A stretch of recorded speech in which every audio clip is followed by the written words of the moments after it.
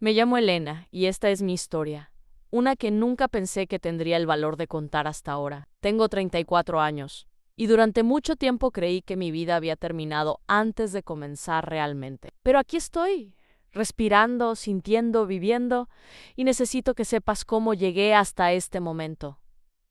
Todo comenzó cuando tenía 23 años. Acababa de graduarme de la universidad con una carrera en psicología llena de sueños y esperanza. Creía que podía cambiar el mundo, que podía ayudar a las personas a sanar sus heridas más profundas. ¡Qué ironía! Considerando que yo misma estaba a punto de convertirme en una colección de cicatrices emocionales que tardaría años en comprender. Conocí a Mateo en una cafetería cerca del campus. Era el tipo de hombre que te robaba el aliento sin darse cuenta, con esos ojos verdes que parecían ver directamente tu alma y una sonrisa que podía iluminar cualquier habitación. Trabajaba como arquitecto y hablaba de construir no solo edificios, sino futuros, hogares donde las familias pudieran ser felices. Me enamoré perdidamente de él, de sus palabras, de sus promesas, de la forma en que me hacía sentir como si fuera la única mujer en el mundo. Nos casamos 2 años después, en una ceremonia pequeña pero perfecta. Mi madre lloró de felicidad, mi padre me dio el brazo con orgullo, y por un momento todo parecía estar exactamente donde debía estar. Mateo y yo nos mudamos a una casa que él mismo había diseñado, con ventanas enormes que dejaban entrar toda la luz del mundo. Era nuestro refugio. Nuestro comienzo, nuestro para siempre. Los primeros 3 años de matrimonio fueron como vivir en un cuento de hadas. Mateo era atento, cariñoso, ambicioso. Yo había comenzado a trabajar en una clínica de salud mental, ayudando a adolescentes con problemas de autoestima y depresión. Me sentía realizada, completa. Hablábamos de tener hijos, de viajar por el mundo, de envejecer juntos. Nunca sospeché que detrás de esa fachada perfecta se escondía una realidad que me destrozaría por completo. A la primera grieta apareció. Cuando Mateo comenzó a trabajar en un proyecto importante, con una firma de arquitectura prestigiosa, empezó a llegar tarde a casa, a cancelar nuestras citas, a estar siempre distraído cuando estábamos juntos. Yo lo atribuí al estrés del trabajo. Incluso lo admiré por su dedicación. Qué ingenua fui en una noche de viernes. Llegué temprano a casa con la intención de preparar una cena especial para sorprenderlo. La casa estaba silenciosa, pero su auto estaba en la entrada. Subí las escaleras pensando que tal vez había llegado y se había quedado dormido. Abrí la puerta de nuestro dormitorio y mi mundo se desplomó en un instante. A Mateo estaba ahí, en nuestra cama, con Sofía, mi mejor amiga desde la infancia, la mujer que había estado a mi lado en cada momento importante de mi vida, que había sido mi dama de honor, que conocía todos mis secretos y miedos. Los vi entrelazados, susurrándose cosas al oído, riéndose con una intimidad que me partió el corazón en 1000 pedazos. No grité, no lloré en ese momento. Solo me quedé ahí, congelada, viendo cómo se desmoronaba todo en lo que había creído. Cuando finalmente me vieron, el rostro de Mateo se llenó de pánico. Pero en los ojos de Sofía vi algo peor en alivio, como si finalmente hubiera sido liberada de una carga que llevaba cargando durante mucho tiempo. Los días que siguieron fueron un infierno. Mateo intentó explicarme que había sido un error, que estaba confundido, que me amaba a mí. Sofía, por su parte, me confesó entre lágrimas que llevaban 6 meses viéndose, que lo que sentía por él era real, que nunca había querido lastimarme, pero que no podía evitarlo. Sí, meses, mientras yo planificaba nuestro futuro, ellos construían el suyo sobre las ruinas del mío. Decidí irme de la casa esa misma semana. No podía respirar entre esas paredes que una vez me habían dado tanta felicidad. Me mudé a un apartamento pequeño y frío al otro lado de la ciudad, lejos de todo lo que me recordara a ellos. Dejé mi trabajo en la clínica porque no tenía fuerzas para ayudar a otros. Cuando yo misma me estaba ahogando en mi propio dolor, durante los siguientes 6 meses, caí en una espiral de autodestrucción que me aterrorizaba. Bebía vino todas las noches hasta quedarme dormida en el sofá. Evitaba a mi familia porque no soportaba sus miradas de lástima. Y pasaba días enteros sin salir del apartamento. Mi madre intentaba llamarme constantemente, pero yo ignoraba sus llamadas. No quería que nadie me viera en ese estado. Convertida en una versión rota de quien había sido Anne, La única persona que no me abandonó durante esos meses oscuros fue mi hermana menor.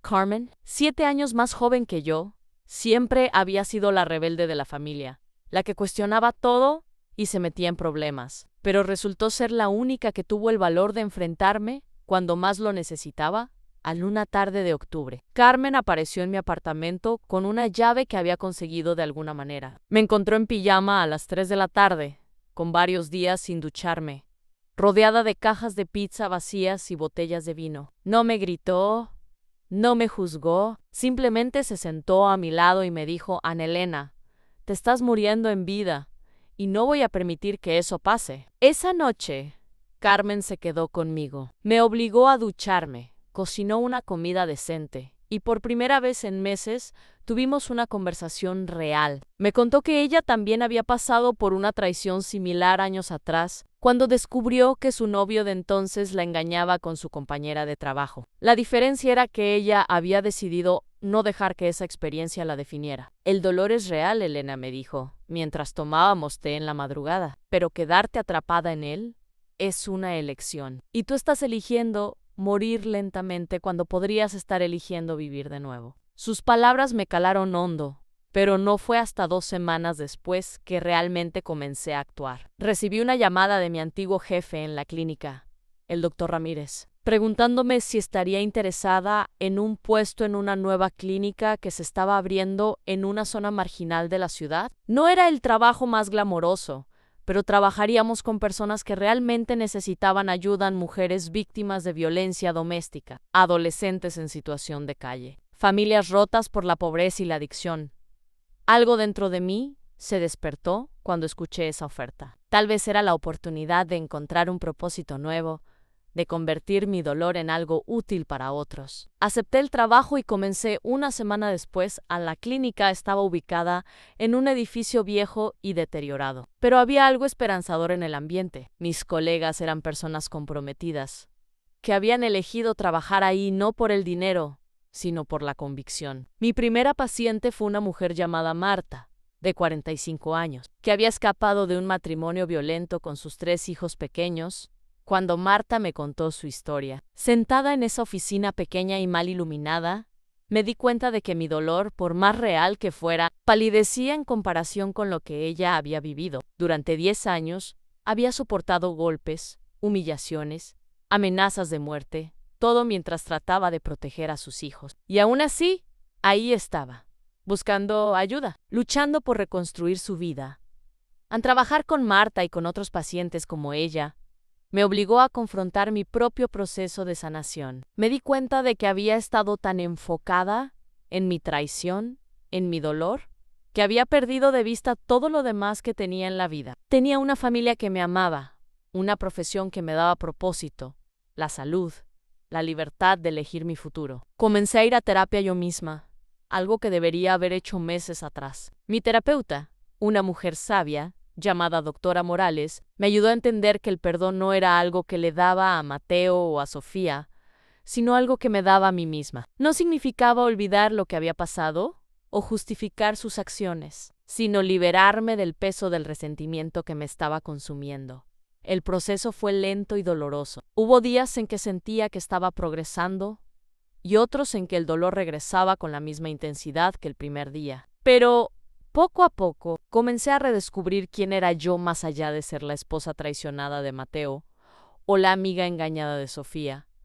Un año después de comenzar en la nueva clínica, algo inesperado sucedió. Estaba trabajando en un caso particularmente difícil con un adolescente llamado Diego, que había intentado suicidarse después de que sus padres lo echaran de casa por ser gay. Diego estaba lleno de rabia y dolor, convencido de que el mundo entero estaba en su contra. Durante una de nuestras sesiones, Diego me gritó: ¿qué puede saber usted sobre el dolor real? Apuesto a que ha tenido una vida perfecta, con su familia perfecta y su matrimonio perfecto. En ese momento, tomé una decisión que cambió no solo el curso de su terapia, sino también el mío. Le conté a Diego mi historia. Le hablé de la traición, del colapso, de los meses perdidos en la autocompasión, pero también de la decisión de levantarme y encontrar un propósito nuevo. Le expliqué que el dolor no era una competencia, que cada persona tenía derecho a sentir su sufrimiento, pero que también tenía el poder de decidir qué hacer con él. Esa conversación marcó un punto de inflexión para ambos. Diego comenzó a abrirse,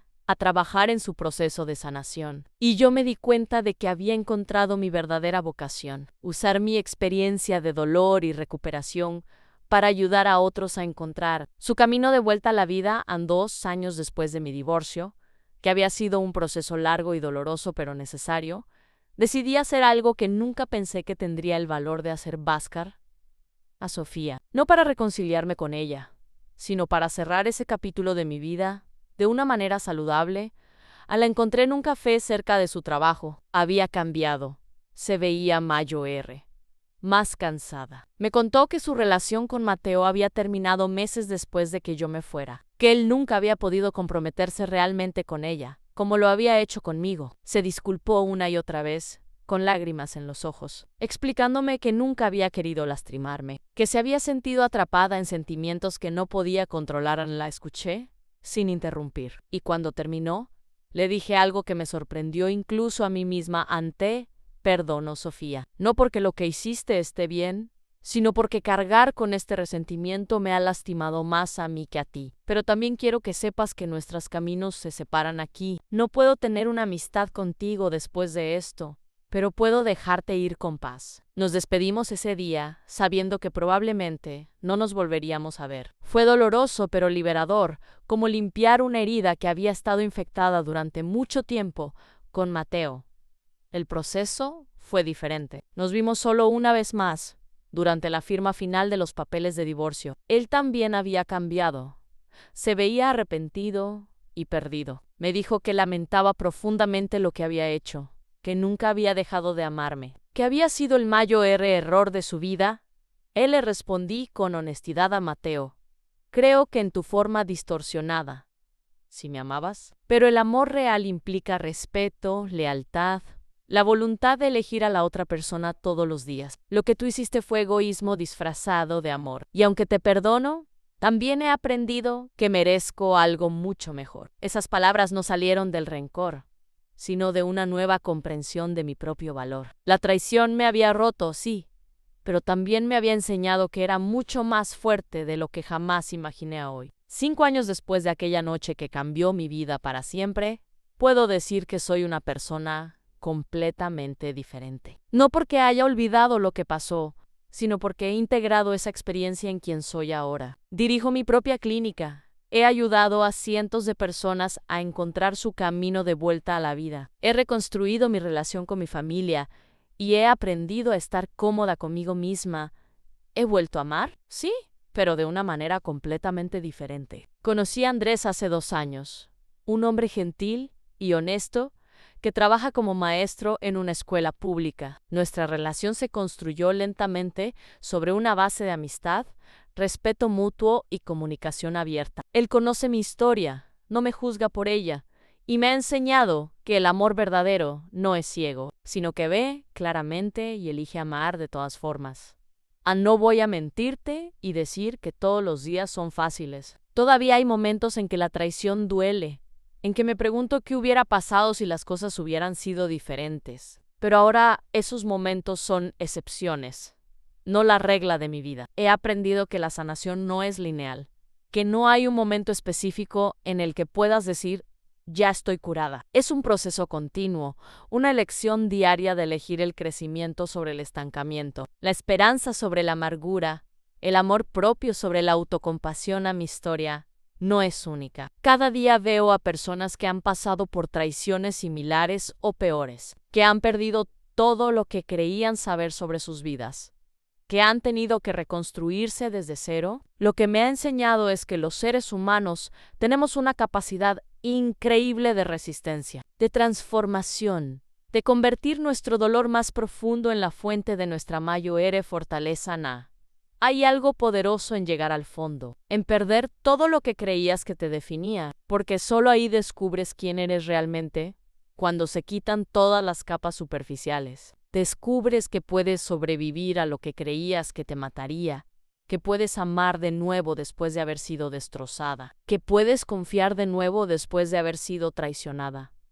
No estoy agradecida, por la traición en sí misma. Nunca estaré agradecida por el dolor que me causaron Mateo y Sofía, por los meses perdidos en la oscuridad, por las lágrimas que derramé hasta quedarme vacía, pero estoy profundamente agradecida por la mujer en la que me convertí a través de ese proceso. Soy más compasiva ahora, más auténtica, más valiente. Sé lo que valgo y no acepto menos de lo que merezco. He aprendido que el amor propio no es egoísmo, sino la base de todas las relaciones saludables. He descubierto que mi propósito en la vida no era ser la esposa perfecta de Mateo, sino usar mis experiencias para iluminar el camino de otros que están perdidos en su propia oscuridad. Esta es mi historia, mi verdad, mi transformación. Y si hay algo que quiero que sepas es esto: no importa qué tan roto te sientas ahora mismo, no importa qué tan perdido estés, siempre hay un camino de vuelta a la vida. Tal vez no sea el camino que habías planeado, tal vez no te lleve donde pensabas que querías ir, pero puede llevarte a un lugar aún mejor si tienes el valor de seguir caminando. La vida me quitó el futuro que había imaginado, pero me dio algo mucho más valioso: a la oportunidad de elegir conscientemente quién quería ser, de crear una nueva versión de mí misma basada en mis propios valores y fortalezas, no en las expectativas de otros o en los roles que creía que debía cumplir. Ni eso, después de todo, es lo que realmente significa estar vivo.